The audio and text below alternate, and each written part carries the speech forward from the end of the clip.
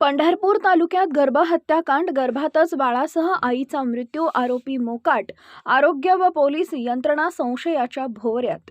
पंढरपूर तालुक्यातील खेडभोसे व होळे परिसरात स्त्रीभ्रूण हत्येचा काळा धंदा उघडपणे सुरू असून मुलगा हवाच या विकृत मानसिकतेतून मुलींचा जन्म आधीच घात केला जात असल्याचं भयावह वास्तव समोर आलं आहे. हे एखादं दोन प्रकरण नसून गेल्या अनेक वर्षापासून चाललेली साखळीबद्ध गुन्हेगारी असल्याचं स्पष्ट होत आहे. मुलींचा जन्म होण्याआधीच गळा घोटला जातोय. हा प्रकार अपघाती नसून व्यवस्थित आखलेला, वर्षानुवर्ष चाललेला भ्रूणहत्या उद्योग असल्याचं स्पष्ट संकेत मिळत आहेत. कारवाई दरम्यान आरोपींकडून गर्भपातासाठी लागणारी औषधं, इंजेक्शन, वैद्यकीय साहित्य जप्त झालंय. म्हणजे गुन्हा सिद्ध करणारे पुरावे समोर असूनही मुख्य आरोपी आजही फरार आहेत.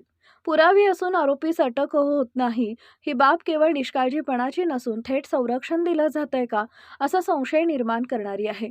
PC and PNDT कायदा चिरडला जात असताना स्थानिक आरोग्य अधिकारी वर्षानुवर्ष झोपेत होते की जाणून बुजून डोळे झाक करत होते, हा प्रश्न आता ऐरणीवर आला आहे.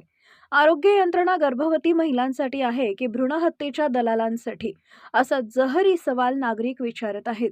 पोलीस यंत्रणेनं कारवाई झाल्याचं कागदावर दाखवलं असलं तरी आरोपी मोकाट फिरत असतील तर ही कारवाई फसवी, दिखाऊ आणि दिशाभूल करणारी ठरत आहे. आरोपींना पळून जाण्यास वेळ कसा मिळाला, माहिती कुणी दिली, मदत कुणी केली, याची सखोल चौकशी न झाल्यास या यंत्रणाही संशयाच्या भवऱ्यात अडकणार हे स्पष्ट आहे. आज गर्भात मारल्या जाणाऱ्या या मुली उद्या समाजाच्या श्वास होऊ शकल्या असत्या. पण पंढरपूर तालुक्यात वंशाचा दिवा जिवंत ठेवण्यासाठी मुलींचा दिवा विझवला जातोय.